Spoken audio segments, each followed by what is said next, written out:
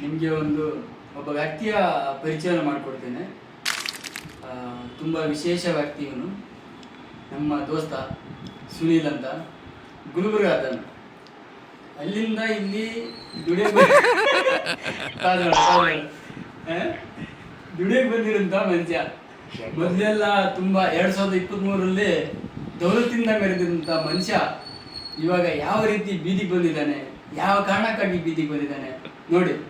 ಹಂಗೆ ಪಾಪ ನೋಡಿ, ಇದೇ ಫೇಸು, ಇದೇ ರೂಮಲ್ಲಿ, ಅದೇ ರೂಮಲ್ಲಿ ಅಲ್ಲಿ ಕಾಣ್ತಿದ್ದಿಲ್ಲ ಡೋರ್ ಕಾಣ್ತಿಲ್ಲ, ಮೇಲೆ ಮಾಡ ಆ ಡೋರ್ ಹತ್ರ ಹುಡುಗಿ ಕರ್ಕೊಂಬರೋನು ಮನುಷ್ಯ. ಇವಾಗ ಹುಡುಗಿ ಇಲ್ಲ, ಏನೂ ಇಲ್ಲ, ಹಿಡಿದಿರೋದೊಂದೇ ಒಂದು ದಾರು ಬಾಟಲ್. ಕೆಲಸ ಮಾಡ್ತಾನೆ ಕುಡಿತಾನೆ, ಕೆಲಸ ಮಾಡ್ತಾನೆ ಕುಡಿತಾನೆ, ಇವತ್ತಿಲ್ಲ ನಾಳೆ ಹೋಗ್ತಾನೆ.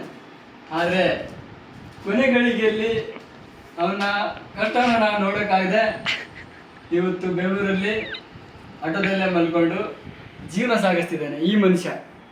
ಇವತ್ತು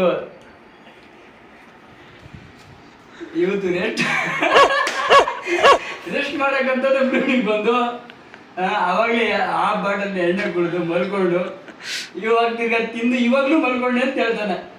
ಯಾವ್ದಾದ್ರು ಫೀಲಿಂಗ್ಸ್ ಆಗಿಸಿದ್ರೆ ಇವಾಗಲೂ ಹೇಳ್ತಾನೆ ಹುಡುಗಿ ನನಗೆ ಬರ್ತಿದೆ ಅಂತ. ಹುಡುಗಿ ಹೋಗಿ ಮದುವೆ ಆಗಿ ಮಕ್ಕಳ ಹಿಂಗೆ ತಗೊಬಂದು ಇವ್ನ ಕೈ ಕೊಟ್ಟು ಆಯಿತು. ಆದರೂ ಮನುಷ್ಯ ಆ ಹಳೆ ಇಲ್ಲವನ್ನ ಇಂದಿಗೂ ಮರ್ತಿಲ್ಲ ಅಂತ ಹೇಳ್ತೀನಿ.